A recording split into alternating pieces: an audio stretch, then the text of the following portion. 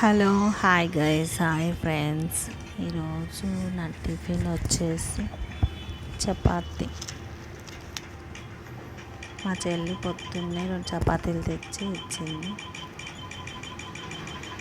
దాంట్లో కాంబినేషన్ వచ్చేసి పెరుగు, ఎగ్ ఫ్రై, పచ్చిమిర్చి పచ్చడి. 3 కాంబినేషన్లో ఇవ్వాలి, దేనికి దానికే హైలైట్ అయింది. చాలా బాగుంది, సూపర్ అంటే సూపర్గా ఉన్నాయి. మీరు ఎప్పుడన్నా పెరుగులో చపాతీ తింటే ట్రై చేయండి. 12:30 కల్లా మళ్ళీ ఆకలేసింది ఫ్రెండ్స్. 12:30 కల్లా వేడి అన్నంలో పచ్చిమిర్చి పచ్చడి వేసుకొని, కొంచెం నెయ్యి వేసుకొని జరంత తింటుంటే ఆహా, అసలు నెయ్యి అంటే నెయ్యి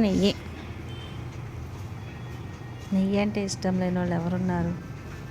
అందరూ తింటాం, కానీ పచ్చిమిర్చి పచ్చళ్ళలో తింటే టేస్టే వేరప్ప.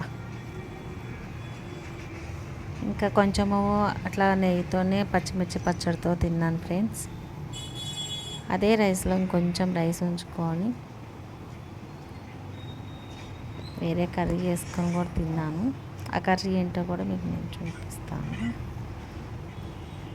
మీరు ఎప్పుడన్నా పచ్చిమిర్చి నెయ్యి వేసుకొని తిన్నట్లయితే నాకు కామెంట్ చేయండి.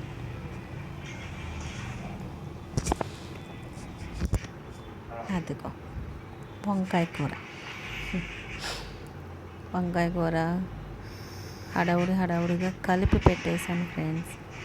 అంటే ఉల్లిపాయ, పచ్చిమిర్చి, కరివేపాకు,